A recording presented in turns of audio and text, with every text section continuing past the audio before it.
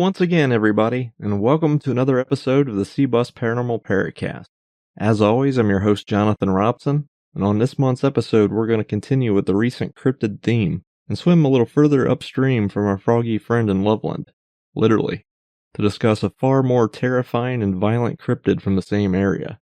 In fact, this monster is said to inhabit the same waters as last month's cryptid, the Loveland Frogman. This month we'll be heading about 25 miles north of Loveland, Ohio, to a tiny little community called Crosswick, to discuss the Crosswick monster. As most of you know, I prefer to do paranormal investigations on location, or at least visit the location of the sightings whenever it's possible. Unfortunately, the land that this incident occurred on is private property, so for this episode I'll be relying heavily on a newspaper archive and previously shared information, instead of the typical full-blown investigation this time around. But I was still able to visit Crosswick, Ohio to get a feel for its community and to see if anyone still remembered the story of its fabled beast. Before we begin today's episode, I do want to mention that the indie horror film Cruel Summer 3: Pray for Fall recently made its first screening and world premiere at the Marion Theater in Ocala, Florida to a capacity crowd. It will also get a special screening at this year's Scarefest in Lexington, Kentucky. For those of you that are unaware, I had a few brief voiceovers in the film, and I was happy to contribute to the film itself. The film was directed and produced by Lost Bastards Productions, which is Scott Tepperman of Ghost Hunters International fame, and Jim Arrear. It also features horror movie legends John Dugan, aka Grandpa from Texas Chainsaw Massacre. It won't hurt none.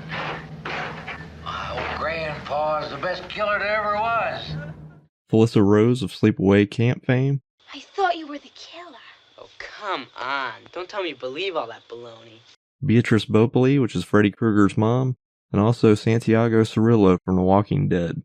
And last but not least, our friend Jason Arthur from LED Productions and the podcast Stirring the Pot. I'll keep everybody up to date on the movie's release date and streaming release as soon as I get more information. While the film was originally billed as the end of the Cruel Summer trilogy, let's be honest, a good horror movie franchise never dies, and the rumors are already circulating about a fourth installment. With the recent news of the Scarefest screening itself, it seems I'll be packing my bags and heading to Scarefest this year. Jeff and I appeared at Scarefest a few years back for our book Ghostly Encounters, and we had an awesome time. So if you see me out and about as a visitor this year, make sure to say hi. While I don't know Scott Tepperman directly, and since I've been a little rough on the paranormal TV shows in the past, I do want to say that I do respect Scott's paranormal views from the interviews I've seen him in, and I also admire his passion for the 1980s horror film genre. It's something we both have in common, and he has one hell of a movie collection, so hopefully this will be our chance to formally meet in person. Speaking of horror movies, I think today's cryptid could likely have served as an inspiration for a few of the old movie monsters from the past.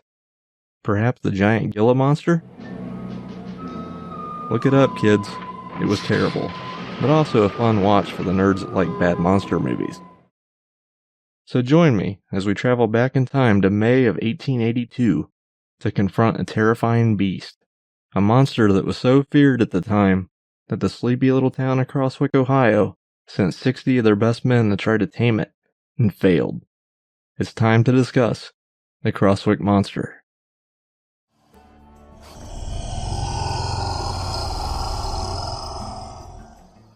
Crosswick, Ohio, formerly known as Crosswicks, is a small unincorporated community in Wayne Township in Warren County, Ohio. It was apparently plated by James Jennings in July of 1821. Finding any other facts online about the area other than that is, well, pretty difficult, even with today's search engines. There is one thing that typically pops up when you search Crosswick, Ohio, and it's a bizarre tale of an alleged cryptid that wreaked havoc on the community in 1882. That has since been dubbed the Crosswick Monster. Ironically, there's a small creek that runs through the area, called Cedar Waste Run, and it directly runs off into the Little Miami River, which is of course the alleged home of the Loveland Frogman as well, just a bit further downstream, approximately 25 miles. Apparently, weird reptilian creatures just love this part of Ohio. While I stayed true to the origin stories of the Loveland Frogman sightings during last month's episode, I do want to briefly mention that perhaps there might be an underlying linked folklore to both cryptids, the Loveland Frogman and the Crosswick's monster. Apparently, there are Native American legends in the area that told of a creature, or creatures that the natives referred to as the Shanahook, or in simpler terms, a river demon.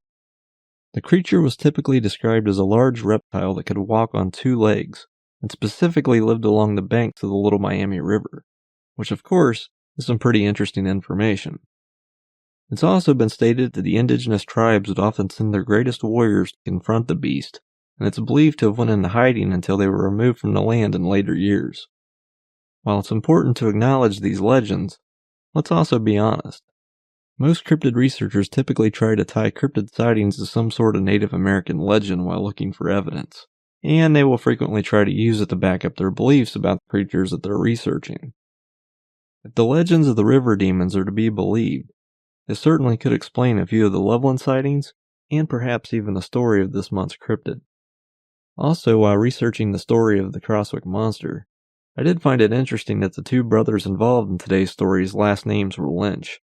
I'm going to have to ask my fellow paranormal investigator Jay Lynch if he has any relation to the family, considering he lives around the same area, and shares the same last name. It might be more than a coincidence. Towards the end of May in 1882, two brothers, Joe and Ed Lynch, were fishing in the creek when they heard a strange noise behind them, and they went to investigate it. The following is from the Western Star newspaper, and it's filled with plenty of old-time terminology, so I'll try to break it down a little bit as I read through it. May 1882, Waynesville, Ohio, May 29. Although this is an old settled neighborhood, and the primitive snakes in the main have long since disappeared, except the black, garter, and rattlesnake, and occasionally some of other species, we are once in a while greeted with the report of some monster of this uncanny tribe. For several years it has been reported that the track of one above the town, of unusual size, had, on different occasions, been seen in the dust, where it had crossed the pike. This report made the timid fearful, while the generality of the people did not seem to fear or care anything about it, and it has been reserved until yesterday to develop one of the most remarkable specimens ever seen, in or out of snake season. And the story thereof is so well authenticated that the more incredulous of the neighborhood on big snake stories are forced at last to lend an attentive ear. So back in 1882, there were already concerns about large snakes in the area, after the locals reportedly had been seeing large snake-like tracks near the settlement. However, the reports were largely ignored by the skeptical townspeople until the attack had just taken place. Let's continue. About 1 mile north of this place is a little village called Crosswick, in which several colored families reside. Among the rest is John Lynch, who has two boys, Ed and Joe, aged respectively 13 and 11 years. These boys were at a small creek on the south side of the village fishing yesterday. After sitting on the bank a short time, they heard quite a stir among some old reeds, grass, and brush behind them, and on looking around, they saw a huge monster approaching them rapidly. They screamed, and paralyzed almost with fear, started to run, from the snake or whatever it might be, for they never saw anything like it before. It came close up to the older one, and suddenly throwing out two long arms, or forelegs, seized the boy in its slimy embrace, simultaneously producing two more legs, about 4 feet long, from some mysterious hiding place in its body, and dragged the boy some 100 yards down the creek to a large sycamore, 26 feet in diameter at the base, hollow, with a large opening on one side. Through this aperture, the monster attempted to enter with the boy, who by this time was almost dead with fright and unable to make any resistance. Well, that certainly took a quick and terrifying turn, huh? So the Lynch boys were fishing out of the local creek, heard a noise, and was then rushed by a giant snake-like monster that eventually popped 4 legs out of its body, grabbed 13-year-old Ed Lynch, and then dragged his body to a large hollow sycamore tree, and attempted to drag the boy into its lair. This isn't your typical cryptid story already, and we're just getting started.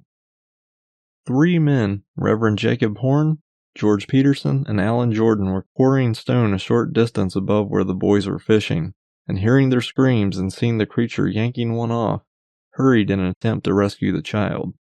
They reached the tree just as the snake, who failing in its first attempt to drag the boy into his den, became alarmed, probably by the cries made by its pursuers, unfastened its horrible fangs, and dropped the more than half-dead child to the earth.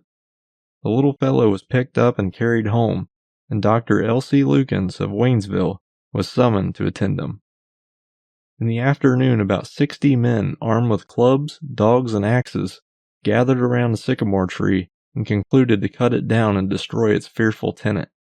They began cutting when, becoming alarmed for his safety, the formidable snake leaped from the aperture, threw out its fore and hind legs, erected itself about 12 to 14 feet, and with the velocity of a racehorse, crossed the creek and ran up a small hill, climbed over a rail fence, breaking it down in the process, and continuing north a mile, followed by the pursuers, until he reached a hole in a large hill under a heavy ledge of rocks.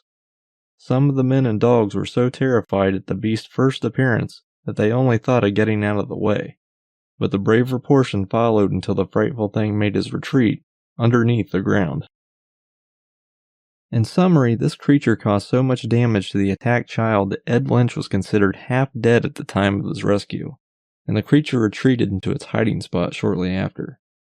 The article then states that 60 men armed with clubs and weapons gathered around the tree with plans to destroy the beast, when it leaped from the top of the tree, ran like a racehorse for over a mile past the creek and up a small hill, and broke a fence down in the process, until it escaped into a large hole in a large hill. Pretty interesting stuff. It will be watched for and killed if possible. It is described as being from 30 to 40 feet long, 16 inches in diameter, and the legs 4 feet long and covered with scales the same as the body. Feet about 12 inches long and shaped like a lizard's, of black and white color with large yellow spots. Head about 16 inches wide with a long black forked tongue and the mouth inside deep red. The hind legs appear to be used to give it an erect position, and its propelling power is in its tail. Dr. Lucan said this morning that the boy, his patient, was badly bruised and scratched, horribly frightened, and that he laid in convulsions and spasms until 3 o'clock this morning when he fell asleep, but frequently awakened with fright and terror, yet the doctor thinks he will recover in a few days. The foregoing is vouched for by the persons' names who are given above, and many more can be given if necessary. The material points having been furnished your correspondent by Judge J.W. Keyes, one of our oldest and most influential citizens. At the time of the article, the village's eager monster hunters are waiting for the beast to re-emerge, but it never did, and to date, it has never been reported in the Crosswick area again. Thankfully, the boy Ed Lynch survived the encounter, despite being scared out of his wits, and it can only be assumed that there was another exit tunnel from the hill the beast escaped from, as it was never seen exiting from where it entered. This case is certainly an interesting one. Not only did the story involve a giant reptilian monster attacking a victim, it was also allegedly seen by over 60 witnesses, which in its own right is unparalleled in the cryptozoology field. It just doesn't happen. And while the beast couldn't be identified at that time or even now realistically, the description of the monster certainly adds for some interesting talking points. As the article stated, the creature was described as being over 30 to 40 feet long, 12 to 14 feet tall, with 4 arms, and as fast as a racehorse. It was black and white in color with a forked tongue. Even if you don't believe in most cryptids, that certainly provides a terrifying visual. There are a few theories surrounding what this monster could have been, but to date, this case hasn't been solved. Some have linked the creature to the Milton lizard cryptid, which has its own similar but unique story, and others believe it was a monitor lizard. The general consensus, however, is that it was likely a lizard as opposed to a snake. The Western Star article did come with a sketched photo, and it certainly has an appearance of a monitor lizard, which are generally not found in Ohio, and especially not during this time period. The yellow spots and black tongue also seem very Gila monster-like, but the Gila monster lizard also doesn't meet the monster's size or geography requirements of the story that's been presented. Hell, even Komodo dragons seem to only grow about 10 feet long. Whatever this was described as being much larger. However, I can't help but think that the creature's size might have been exaggerated a bit, possibly for the newspaper theatrics, or just in hysterics. I'll attach a sketch of the beast on our social media pages for you guys to review. Depending on their environment, monitor lizards have been known to eat deer, pigs, turtles, and even cattle, and the Komodo dragon will typically eat their prey whole while tearing apart larger prey with its huge claws. So in reality, I'm guessing a small child might not be out of the question for a snack. But how in the world would one find its way to Ohio in 1882? I have so many questions. It is pretty interesting to read the memorial newspaper articles for this event. I did see some of the later newspapers alleging that the attack was fake, while offering no proof, to others wondering if the beast was an extinct dinosaur, possibly an Allosaurus. So what do I think the creature was? Honestly, I'm not sure, but I don't think I'd want to encounter it. One thing is for certain, this wasn't a typical cryptid encounter, and the people that were affected by it were very real, extremely frightened, and one was even injured. While it's pretty clear that an attack happened in the spring of 1882, and the attacking beast was never identified, I would personally have to agree that the monster in the story was likely a misidentified lizard roaming outside of its natural habitat. However, it's still a mystery of how it found itself in Crosswick, Ohio in the first place. As far as the boy, Ed Lynch, well, he certainly survived the encounter, but I've seen and heard conflicting stories as to what actually happened to him later in life. The Dayton News-Sun had a retrospective article on March 29, 1953, that states that he lived out his life scarred and disfigured, never speaking of his unspeakable experiences, and claims that the old-timers in Waynesville remembered that Ed Lynch lived to be 54 years old. He died in 1924 at his home in Crosswick, and his grave is likely in the old Waynesville Cemetery. And then, other papers claim that he moved out of state. I guess it's only fitting that he ended up being a bit of a mystery himself, right? Since the original encounter, it's not surprising that recently emerging stories have tried to embellish and extend the story of the original reports. Some people have claimed the hill and the hole the Crosswick monster escaped through was blown up by the townspeople, with no evidence of the monster's body in the rubble. And there have also been random undocumented reports of individuals allegedly seeing a similar creature in Lebanon and Cedar Creek, Ohio. However, there's been no evidence provided at this time of these claims actually being factual.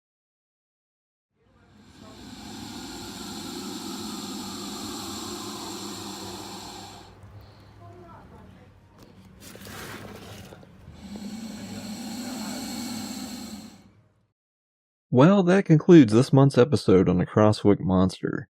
I hope that everybody enjoyed this historic small-town monster tale. It certainly has earned its reputation for being one of the weirder cryptid sightings in Ohio over the years. I think the story of the beast's destruction will continue to be passed down through paranormal investigators and historians that enjoy such weird and strange tales for years to come. For more information on the C-Bus Paranormal team, the Paracast, and other odd paranormal topics, feel free to add C-Bus Paranormal on social media or visit our official home at cbusparanormal.com. If you enjoyed the show, please remember to share it with your friends or possibly leave it a review on your favorite podcasting streaming app. It will certainly help other strange people find the show in the future. Next month, an episode of Legends and Lore will escape from the vault, and I'll be back in September to discuss all things Ouija board. As always, thank you once again for listening, and we'll meet again soon. Thank you for listening.